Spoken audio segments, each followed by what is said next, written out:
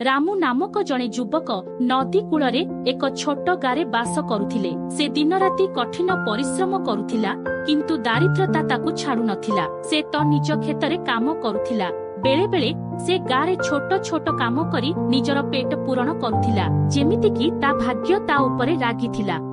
ଦିନେ ହତାଶ ଭାବରେ ସେ ଜଙ୍ଗଲକୁ ଚାଲିଗଲା।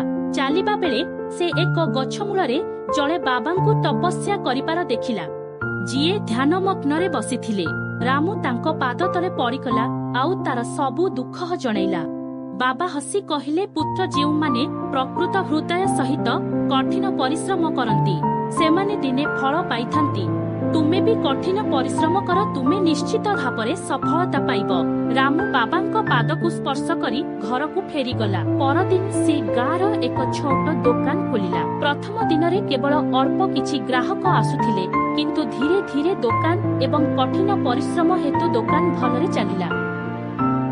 କିଛି ବର୍ଷ ମଧ୍ୟରେ ରାମୁ ଗାଁରେ ଅନେକ ଦୋକାନ ଖୋଲିଲା, ଆଉ ତାପରେ ସହରରେ ଏକ ବଡ଼ କମ୍ପାନୀ ଗଠନ କଲା। ବର୍ତ୍ତମାନ ସେ ଏକ କୋଟିପତି ହୋଇଯାଇଥିଲା, କିନ୍ତୁ ଲୋକମାନଙ୍କୁ ଖାତିର କଲା ନାହିଁ।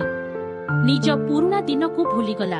ଗର୍ବ ଅହଙ୍କାରରେ ତା ଜୀବନ କାଟୁଥିଲା। ଦିନେ ସମାନ ଜଙ୍ଗଲରେ ଯାଉଥିଲା ବେଳେ ସେ ପୁଣି ସେହି ବାବାଙ୍କୁ ଦେଖିଲା।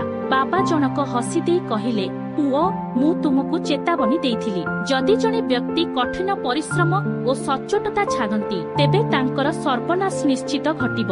ରାମୁ ନିଜର ଭୁଲକୁ ହୃଦୟଙ୍ଗମ କଲା। ସେ ବାବାଙ୍କ ପାଦରେ ପଡ଼ି କ୍ଷମା ମାଗିଲା ଏବଂ ପୁନର୍ବାର ନମ୍ର ଏବଂ ଦୟାଳୁ ହେବାକୁ ସ୍ଥିର କଲା। ଏହାପରେ ସେ ନିଜର ଅର୍ଜିତ ସମ୍ପତ୍ତିକୁ ଦାନ କରିଲା। ବର୍ତ୍ତମାନ ରାମୁ କେବଳ ଧନୀ ନୁହେଁ, ଏକ ଲୋକପ୍ରିୟ ବ୍ୟକ୍ତି ଭାବରେ ଶାନ୍ତିରେ ଜୀବନ ଯାପନ କରୁଥିଲା।